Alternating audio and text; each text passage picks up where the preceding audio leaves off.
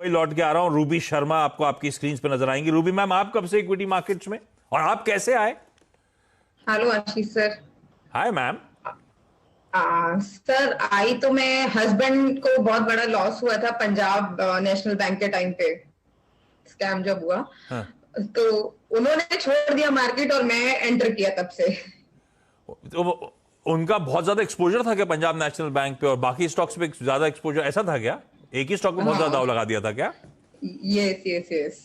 ओह। फिर उसके बाद उनका तो बिल्कुल मन हट गया शेयर बाजार से।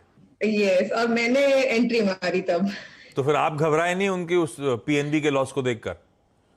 सर रिस्क तो है, बट अभी बैठ नहीं सकते ना उसको लेकर और बांध कर ऐसे। जान नहीं, बिल्कुल, बहुत बिल्कुल सही अप्रोच है आपका।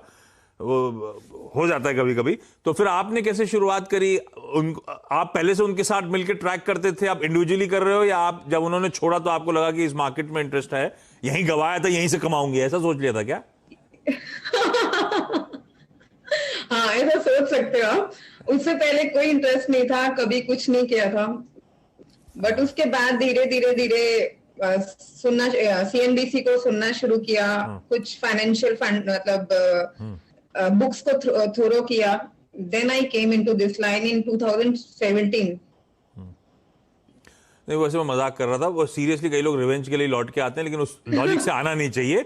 कई बार उस एग्रेशन में दिक्कत हो जाती है। लेकिन आप जो आप कर रहे हो 2017 ऑनवर्ड अच्छा चल रहा है मैम? हाँ, results are good, some everything is good, but 2-3 shares खुद से लिए हैं जिसमें फंस गई तो। 2-3 शेयर खुद से लिए मतलब? बाकी शेयर किसके थ्रू लिए थे? किसी और के नहीं कहने पे लिए हुए? नहीं, थ्रू नहीं, एक्चुअली मेरे हस्बैंड फाइनेंशियल सेक्टर से ही है, तो थोड़ा उनसे एडवाइस लेकर थोड़ा करती थी यार पहले। हाँ। बट अभी इंडिविजुअली कुछ किया। अच्छा, तो फिर जहां पहला स्टॉक जहां फंसे रूबी मैम, पहले वो बताओ। South India bank. हम्म। तो हस्बैंड फाइनेंशियल्स में थे, पीएनबी में गवाया था, तो रिवेंज के लिए साउथ एक बैंक से ही दाव लगाने का मन करा, ऐसा था क्या? नहीं सर, वैल्यूएशन अच्छा था, मतलब बैंक भी अच्छा है, प्राइस लो है, बट वो स्टक हो गया अभी एक लेवल पे ही।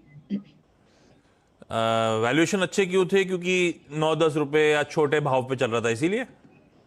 हाँ। ये लॉजिक गड़बड़ है बस। मैम। ऐसे तो सबसे सस्ते एशियन पेंट जैसे स्टॉक तो कोई पूछना ही नहीं चाहिए, जो 3,000 रुपए पे खड़े हुए हैं। ये नहीं लॉजिक नहीं एकदम सर। गलत है। हाँ। नहीं, मैं ऐसे ही कह रहा हूँ, लेकिन थोड़ा सा हमें पढ़ना पड़ेगा। इस लॉजिक से नहीं अप्रोच करेंगे स्टॉक मार्केट्स को कि जो सस्ता दिख रहा है वही सस्ता है। गलत है ये। साउथ इंडियन बैंक देखो ना, आप फंस गए। आपने कितने पे लिया हुआ है? 1190। 12 रुपए पे लिया है। वो वहां से भी 9 रुपए हो गया। ये मेरे ख्याल से साल के लोग 6-7 रुपए भी देखे हुए हैं इसने।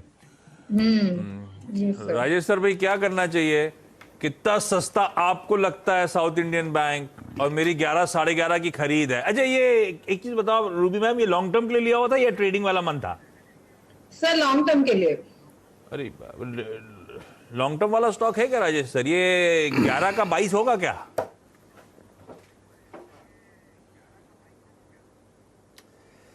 देखिए, पहले आऊं स्टॉक पे उससे पहले मैं दो चीज़ें बोलना चाहूँगा हाँ। रूबी जी के। हाँ। एक तो इन्होंने कहा ना रिस्क है, चलता है, तो मुझे वो स्कैम का जो सीरीज आई थी उसकी डायलॉग याद आ गई कि रिस्क है तो इश्क है।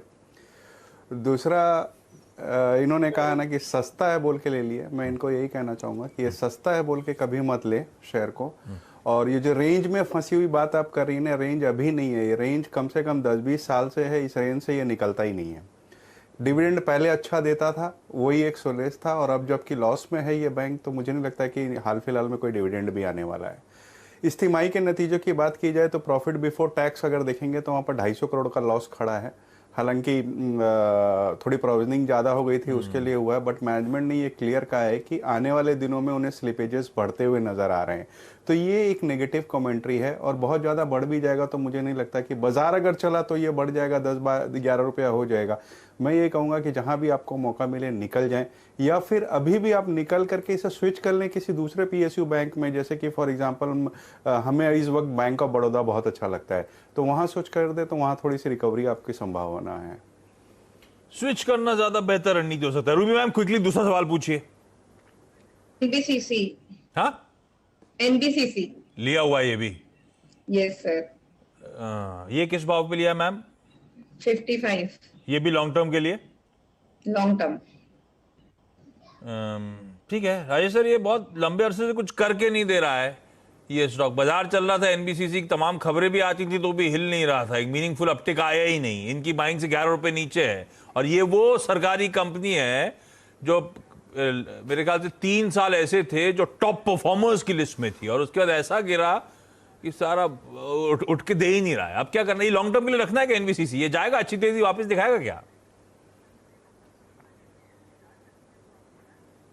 देखिए, वो पुराने दिन तो लौटते हुए नहीं दिखते हैं। क्योंकि आपने सही कहा, शुरुआत में बहुत अच्छा चल रहा था, डेट फ्री कंपनी है, सरकारी ठेके मिलते हैं, पिछले दिनों भी अच्छे ठेके मिले हैं, इस तिमाही के नतीजे भी अच्छे आए थे। बट जब से वो आम्रपाली वगैरह के बैड एसेट इनको दिए गए, तब से इन्वेस्टर इंटरेस्ट खत्म हो गया, और मुझे नहीं लगता कि वो कॉन्फिडेंस लौट के आएगा।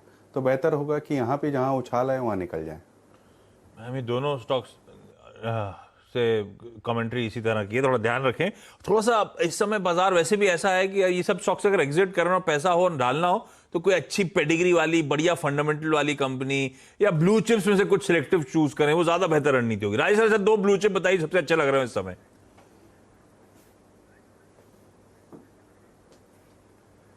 ITC and state bank of India, ये 2 पे ध्यान रखें, और सरकारी थोड़ी सी बैंक लंबी आगे अवधि का देखिए। नजरिया रखें। मुझे पूरी उम्मीद है कि आपके रिटर्न्स बेहतर बढ़े।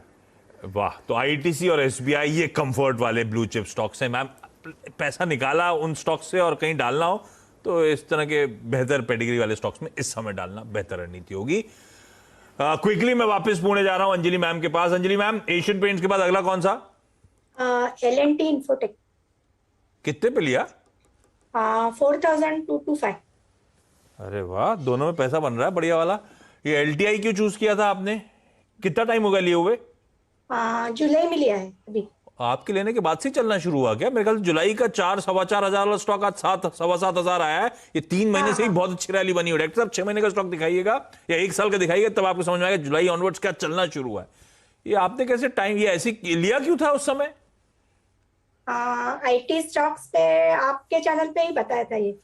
गजब है भाई, जुलाई में लिया हुआ, बिल्कुल प्रिसाइसली उन्हीं लेवल से सॉलिड री रेटिंग इस काउंटर की हुई है। क्या करना है क्विकली बताएं राजेश सर। अच्छा मुनाफा हो रहा है, 4,000 4.25 वाला 7,500 पे खड़ा हुआ है। प्रॉफिट बुक करना है या इस मोमेंटम को और राइड करने की गुंजाइश है? देखिए, बहुत अच्छी कंपनी है, नंबर्स भी बेहतर आए थे, डिमांड इन्वायरमेंट बना हुआ अच्छा, और मैनेजमेंट की कमेंट्री भी अच्छी थी। बट वैल्यूएशन मुझे लगता है कि बहुत स्ट्रेच हो गए हैं। 38-40 के पीई पे कहीं से भी सस्ता नज़र नहीं आता है, अपसाइड कैप्ड है। बेहतर होगा आप स्विच कर लें टेक महिंद्रा या इन्फोसिस जैसी कंपनियों में, जो वो भी आईटी में ही है और थोड़ा सा सेफ ग्राउंड पे है। भाई ठीक है, ये आ गई स्ट्रैटेजी। अंजलि मैम बढ़िया स्टॉक पिकिंग रही। रूबी मैम, थोड़ा सा हम लोग ना कॉशियसली ट्रेड करेंगे इस समय मार्केट्स को, थोड़ा सा बेहतर पेडिग्री की तरफ। बाजार जिस जंक्चर पे खड़ा है खासतौर पे उसको देखते हुए थोड़ा सा और अच्छी पेडिग्री के स्टॉक की तरफ मूव करना चाहिए। चलिए, तो Anjali ma'am, Ruby ma'am, thank you जुड़ने के लिए, अपनी क्वेरीज इस प्लेटफॉर्म के थ्रू रेज करने के लिए। Rajesh sir, thank you so much, बढ़िया तरीके से सारी क्वेरीज को सॉल्व करने के लिए। क्विकली छोटा सा ब्रेक के उस पार एक क्विक मार्केट चेक।